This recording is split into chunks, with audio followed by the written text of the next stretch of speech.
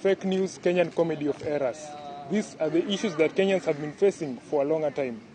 With me today here, I have gentlemen who will help me delve into this issue. Please join me for Chit Prime. I'm ELIAZAR BABU.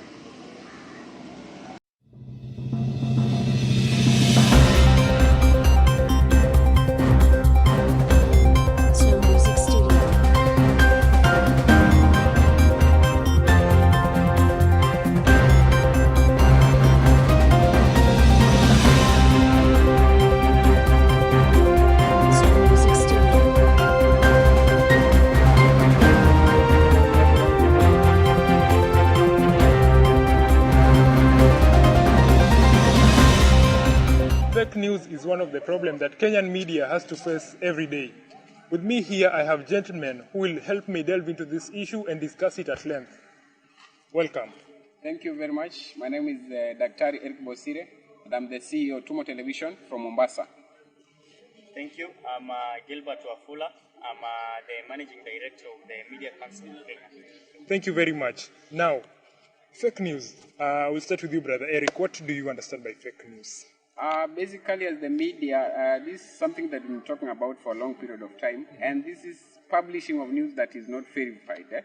Basically, when you talk about news, news is something that has happened, but it is reaching the audience, but it is not true. The person who is broadcasting that news has no authenticity or cannot be accountable for the news that is getting out. I think exactly that is it, and it is affecting our society so much. Very good insights, and I'd like to talk with the Media Council of Kenya. So you people have been tackling cases of fake news. What measures have you put in place to make sure that fake news doesn't reach Kenyans and that they are not, misdirected? Yeah, I think on our side as the Media Council of Kenya, there are some of the measures that we have put in place to ensure that this fake news is not moved around the public domain. Just as Dr. Bosire has mentioned, this is news that maybe is prone to provoke some reactions from the public, and those reactions may be negative as well and lead to even confrontations among the different parties. So I think the measures that have been put in place, they are going to help curb this issue of fake news.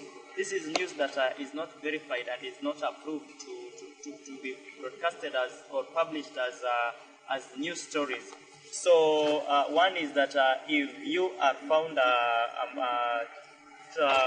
moving around materials, giving out news stories or publishing stories that are not accredited, you are prone to be arrested and be given a fine not exceeding 50,000 or be imprisoned for a term not exceeding 5 years. So I think it is an issue that we are still doing quite a lot of research about, just to ensure that as a country, and not just a country but as a world, we are secure and safe out of these things that may arise just due to fake news. Very great penalties right there for fake news. And I will come back to Eric. To curb the fake news menace, how do you verify that this news is true? It is, reliable. I can put it out of the public domain. First of all, you realize, and we want to give caution to those guys who post news that is not verified. And I think from the Media Council, they can agree with me that stern measures are always taken. Now, to verify that news is fake, you realize these things come early, even before they are broadcasted. Something cannot be easily broadcasted on a media house that has the authenticity to verify news before it broadcasts. But then you get that news is circulating on the social media, mostly on the social media. But also even the media house, they do broadcast some news that is not fake. That is fake, That is, it depends on what type of news it is. Like it involving some popular person who want to be known and then they broadcast some news, or they want to hurt somebody else. So you realize when news to verify news that it is true, you realize it is broadcasted in most media houses. But you find it in one media house and it's not in the rest, then it has to be taken. Yeah. Very interesting comments about fake news. I would like us to continue without discussion, but because of time, we'll move on to another topic. Right.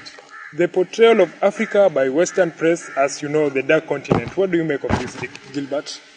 Yeah, I think first as a person coming from this continent, the dark continent, you say, I think I do feel that the Western media is really giving a negative picture of this continent, the African continent. And that is simply because you find that even when you go deep into the media of those Western countries, you'll find that the stories that majorly come out of our continent are stories that carry a lot of negativities and a lot of very much painful and hurting stories.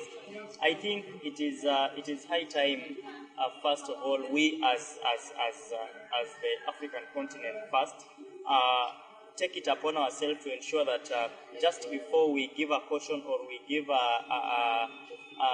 an advice to the Western media not to portray we as a dark continent. First, let us begin by ourselves, our media in the continent. Let us not have this occasion whereby our media is always, every now and then, the top stories at the end of the day are stories that are really hurting and really portraying a lot of negativities. There have been floods and in a certain region, there has been an accident, somebody has killed another. Those are the top stories that we give priority. I think when the Western media get to see those stories from us, I think they also take it and perceive that we as the continent, we are all dominated by the negativities happening. So I think it is a fact, and it is upon ourselves to take that responsibility to ensure that at least we get some good stories that come out of our own continent. Thank you very much, Brother Eric. Yes. The media prefers bad news stories. Is it true? Sorry? The media prefers bad news stories because there is a notion that bad news stories sell. Is it true? Yeah, bad news stories, especially those that do not say exactly what the story is. People will want to view it and use it in other platforms. So you realize stories that have reality, they don't have much market. But news stories that have features such as the Africanization from the Western, like my brothers just said, people will want to watch it. Like you see, the viewers of the BBC, the other VOA, they have a lot of viewers. And you look at the content of that is being aired on those media houses, portraying Africans. You see this Ebola to Africa and other stories, people being killed in Africa. But also you realize people can be killed even in the States. That's but true. They don't focus on those stories exactly. So they want to portray something when they are airing such stories. And you realize they have a lot of viewers. That is bad news stories sell. Wow, I like your insights. They say bad news sells. People feel better when they hear others have bigger problems than them. What do you have to say about that? Yeah, exactly. Apart from the media and even the view from the westernized countries, even in our case here, if I hear something wrong about you, I'll feel like I'm relieved. It should happen to Babu. But then, to you it's not good. But to me, I feel like it has happened to him. No, he has nothing to do now. His problems are facing him. So that is exactly what happens even countrywide, even in Africa, even in other countries, even in the continent. When you hear like somebody you didn't like something good to happen to him has happened, then you feel like you are relieved. Okay, to round up this topic, Gilbert, what would you advise the Western press if you were, given that opportunity? Yeah, and just before I go to the Western media, I would also like to mention something about the media perceiving of the bad stories having to be sold much. I think it is quite true, and I can give a very simple example. Please do. Is that, for example, when I hear that Babu, let's say, for example, Babu was celebrating his birthday yesterday, I think it will not be something of a story to me. But when I get to hear that maybe Babu was attacked yesterday by some gangs, it is a story. Or let's say, for example, God forbid, if we say President Kenyatta, tomorrow is President Kenyatta's birthday, there is no big deal about it. But right now, if you hear that the president has been involved in an accident, it's something bad. But again, now that is the story. That is now the story. So I think The notion that bad stories do sell, I think it is something that it's right and it's perceived so by the media. The media is just there to give what is a reality to the people. So the media is not the generator of news. It's not the media. News happens by itself. So the media is just to showcase it to the public. So and to the Western media, I'll just have to say that I think it is good. It's just an advice. It is good that we also look at how we can embrace our own culture and our own positivity. Let us not look at the African continent as really a dark continent or something, a continent that is prone to only negativities.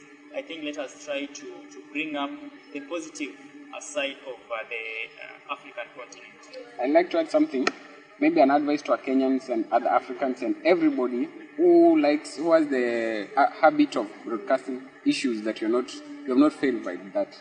That is, it's good also that you take your time before you broadcast any story. Maybe my dad has not died, and then you see it on the social media that Eric's brother died.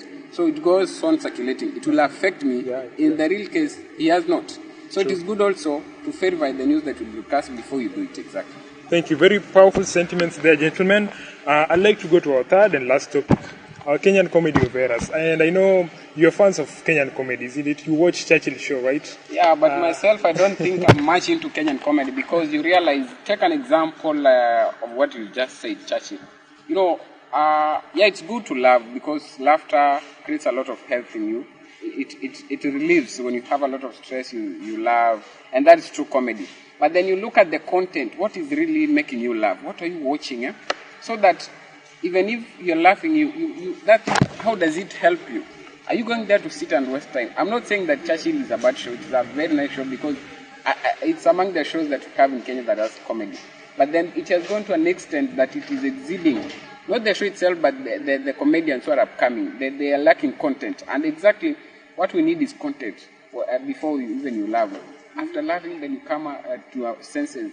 What have I been laughing about? If it is good, then go ahead. But if you compare to comedies in the US, they are very nice. You learn a lot of stories. Those guys use even the novels they read to create comedy. But in Kenya, somebody can even provoke you, can use you as an example to create comedy, which it may hurt you. That's not good. Okay, thank you very much. I want to hear what Gilbert has to say about this.